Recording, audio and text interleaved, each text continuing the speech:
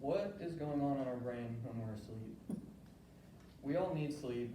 Sleep is a vital part of our lives. But what is it doing for us?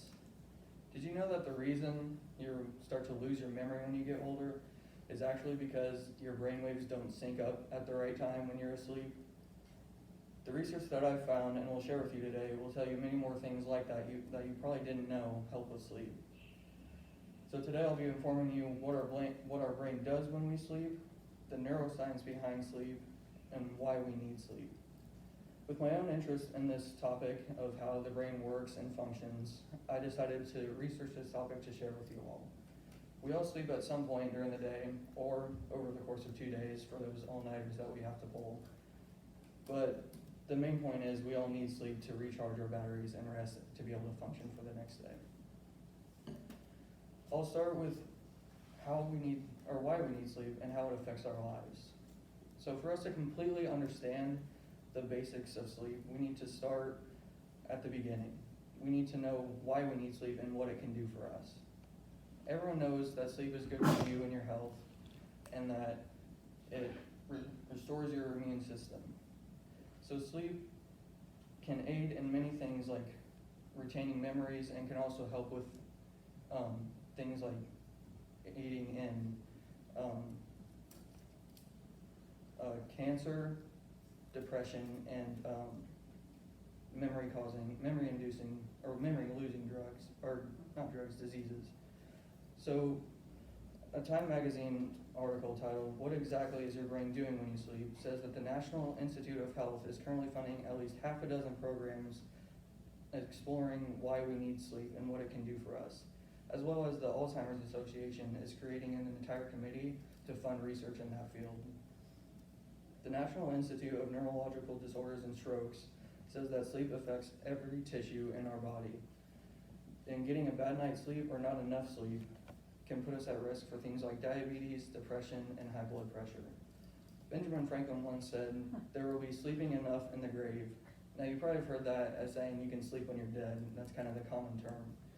But really that's not kind of the right idea, because you need sleep to function, and if you don't get enough sleep, you might be sleeping in your grave sooner than you expect. According to the National Institute for Neurological Disorders, they say without sleep you can't form or maintain pathways in your brain, and you can't learn and retain memories from your previous day. An article titled "The Secret of Sleep" says that in the workplace, sleep deprivation can cause decreased productivity, and that is thought to cost the U.S. $18 billion a year. Now let me show you what's exactly happening when we're asleep. There are two types of sleep: REM, which stands for rapid eye movement, and non-REM. We can go through these two types of sleep many times throughout the night.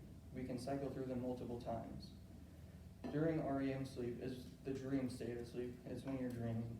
Your body is paralyzed and your eyes flicker around behind your head. Your heart rate increases and your body temperature rises. Your brain is also much more active during this stage. It's so active that it can be compared to just as active as when you're awake. During the non-REM part of sleep is your deep sleep. That's when your body starts to repair itself. During this time, your body will drop its temperature and your muscles will relax. This is where, when you're sick, people say get sleep, because this is the part of sleep that repairs your immune system to make you feel better. And like I said, during REM sleep is where most of your dreams occur. In a study or an article from the National Institute of Neurological Disorders and Strokes says that your arm and leg muscles actually are temporarily paralyzed in order to prevent you from acting out your dreams. Now, to study sleep, scientists use an electroencephalograph, and that is basically just a tool to help you monitor the brain waves in your brain while you're asleep. And so when you get ready for bed at night and you start to wind down, your body is basically sending just signals to all over your body, just saying that it's time to relax and get some sleep so that you can recharge for the next day. Now let's explore what our brain is doing when we're sleeping. Research in the past 5 years has shown that the brain, while we're asleep, is just as active as it is when we're awake. It's just kind of functioning in a different way.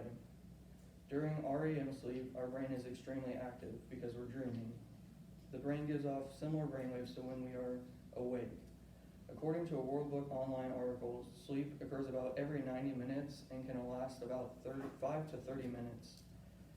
And we experience REM sleep closer towards the morning because that's how our body naturally wakes us up. An article from WebMD said that babies can spend about 50% of the time that they're asleep in REM stage, as opposed to just about 20% for adult. In order to retain new memories, our brainwaves have to sync up at the right time. And in a study at the University of California, Berkeley said that the reason that you don't get as many REM cycles throughout the night is due to a degradation or atrophy in the medial frontal cortex. Also in that study, research found that they can apply electrical stimulation in the brain, so they can apply that to elderly people or people with dementia to help them improve and retain more memories. So that is a field of study that is introduced or is making strides towards finding a cure for memory loss. So finally, in summary, sleep is obviously a natural part of our lives. We all need sleep. We all know that we need sleep. And we know that it does so much more than just the everyday recharge our battery so that we can function. So whether it's understanding the basics of sleep, understanding the neuroscience behind sleep, or understanding why we have to have sleep, we know with this knowledge that it can improve our lives.